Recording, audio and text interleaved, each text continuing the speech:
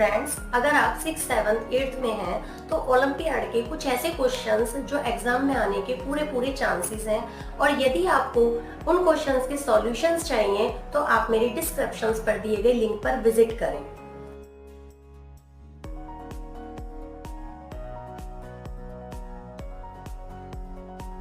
Hello students, welcome back to my channel. आपकी teacher Shivangi. Students, आज हम ओलंपियाड एग्जाम में आने वाले कुछ इंपॉर्टेंट क्वेश्चंस के बारे में डिस्कस करेंगे। चलिए स्टार्ट करते हैं। If we divide a positive integers by another positive integer, then what is the resulting number. यदि स्टूडेंट्स हम किसी दूसरे पॉजिटिव इंटीजर्स को पॉजिटिव इंटीजर से डिवाइड करें तो वो क्या होगा? नेचुरल नंबर होगा, इंटीजर्स होगा, या रैशनल नंबर होगा, इरेशनल नंबर होगा। तो स्टूडेंट्स, यदि हम माना कोई हमारे पास दो पॉजिटिव इंटीजर्स हैं, हो सकता है 1 हो और 2 हो, तो और 3 हो और 1 हो, तो कुछ भी हो, तो दो पॉजिटिव इंटीजर्स होंगे और यदि हम उनका डिवाइड करेंगे तो हमें एक रेशनल नंबर मिलेगा। ठीक है, तो आपका 1 का हो जाएगा हमारा आपका सी। क्वेश्चन नंबर स्टूडेंट 2 है।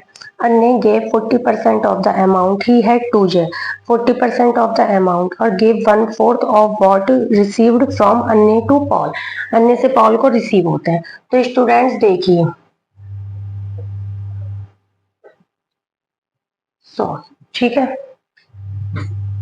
Multiply 4th part 4/10 multiply x minus 200 equal to 600। ठीक है, तो स्टूडेंट देखिए,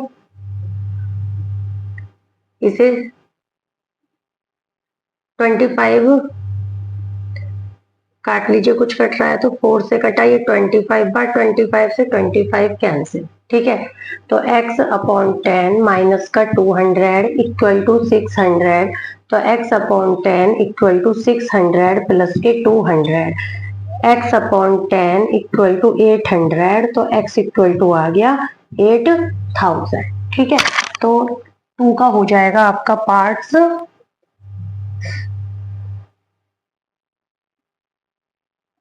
मैं आपको ये फिगर दी थी,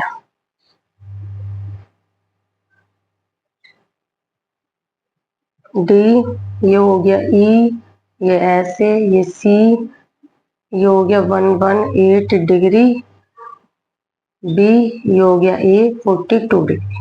ठीक है स्टूडेंट, तो आपको इस तरीके से फिगर दे दिए, डी ए बी दे दिया, सी बी ई दे दिया। अब आपको क्या फाइंड करना है? आपको फाइंड करना है एंगल ए डी ई। ठीक है, तो एंगल ए डी ई जो फाइंड करोगे, आप इन दोनों को ऐड कर दोगे, 118 डिग्री प्लस 42 डिग्री, 0 4 1 5 1 6 160 डिग्री। तो आपका तीसरे का आ गया डी। बी दे रखी है 5 सेंटीमीटर, बी सी दे रखी है 4 सेंटीमीटर, और एंगल बी दे रखा है 90 डिग्री।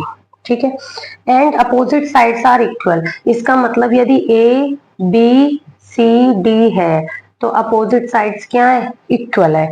तो हमारे पास एंगल बी कितना है? 90 डिग्री है, और अपोजिट साइड इक्वल है। यदि ए बी इक्वल टू 5 है तो ये भी क्या है? 5, और ये जो है 4 सेंटीमीटर है तो ये भी क्या है? 4 सेंटीमीटर। तो इसका मतलब ये क्या है? रेक्टेंगल।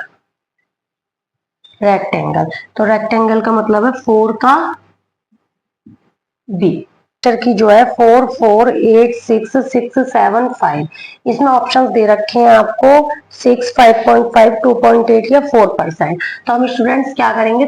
ऑप्शंस रख के देख लेंगे सारे और इसका 4% निकाल देंगे। तो 4/100, तो आप करिए, कितना आया?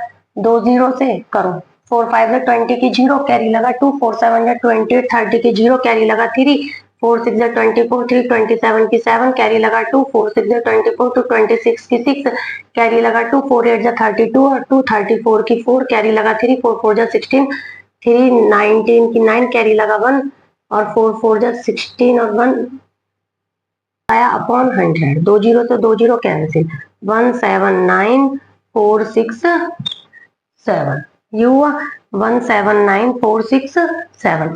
तो हम पे जो है उसमें हम ऐड कर देंगे तो हम इसमें ऐड कर देंगे 4 4 8 6 6 7 5 1 7 9 4 6 7। तो हमारा ये आ जाएगा जी आपका 4 6 6 6 1 4 2। तो आपका कौन सा ऑप्शन करेक्ट होगा स्टूडेंट्स? 5 का ए का स्क्वायर प्लस ए का स्क्वायर माइनस 4ax प्लस के एक्स का स्क्वायर मल्टीप्लाई 5x का स्क्वायर माइनस 2ax। तो स्टूडेंट देखिए 3 5 जा 15, ए का स्क्वायर एक्स का स्क्वायर, 3 2 जा 6, ए की क्यूब एक्स माइनस 4 5 जा 20, ए एक्स की क्यूब प्लस 4 2 जा 8, ए का स्क्वायर एक्स का स्क्वायर प्लस 5 एक्स की पावर 4 माइनस 2a एक्स की पावर 3। तो स्टूडेंट्स देखिए 15 और 8 23, ए का स्क्वायर एक्स का स्क्वायर, ठीक है, माइनस 6 ए की क्यूब एक्स प्लस 5 एक्स की पावर 4 माइनस 20 और 2 माइनस का 22 ए एक्स की पावर क्यूब। तो स्टूडेंट्स आप इसे, आपका आंसर है माइनस 6 ए क्यूब एक्स प्लस 23 ए का स्क्वायर एक्स का स्क्वायर माइनस 22 ए एक्स की पावर क्यूब प्लस 5 एक्स की पावर 4। मतलब आपका 6 का है D answer. Displays data that changes continuously over periods time is called। जो टाइम के पीरियड टाइम के अकॉर्डिंग कंटिन्यूसली चेंज होता रहता है वो कौन सा ग्राफ है? तो स्टूडेंट वो ग्राफ होता है बार ग्राफ। बार ग्राफ 7 का सी कि टू studies for 6i1/4 hours daily. वो इतना डेली पढ़ता है, कितना डेली पढ़ता है? 6i1/4 आवर्स, और इतना डेली पढ़ता है। और वो जो टाइम देता है वो साइंस और संस्कृत को 1/3/4 टाइम देता है। 6i1/4 माइनस 1/3/4 ये टाइम देता है। तो वो अदर सब्जेक्ट को कितना टाइम देगा? तो स्टूडेंट दोनों को सब्ट्रैक्ट कर दीजिए। 4 6 24 1 25/4 माइनस 4 1 4 3 7/4। तो 15 में 7 गए 8 18/4। तो 2 9 18 2 2 4। तो 4 सही 1/2 आंसर इतने आर का। तो इसका मतलब इसका हो गया जी आपका 8 का बी। 9 कह रहा है कि 12 साइड्स डाइस है वो एडवेंचर गेम्स के लिए, they are marked with the numbers 1 to 6 the score is uppermost face. तो हमें बताना है कि ऐसी प्रोबेबिलिटी बतानी है जो 12 के फैक्टर आ जाए, ठीक है। तो स्टूडेंट्स देखिए 12 के फैक्टर डाइस कितने हैं? 2। 12 साइड्स के डाइस हैं, ठीक है। तो 12, तो फैक्टर ऑफ 12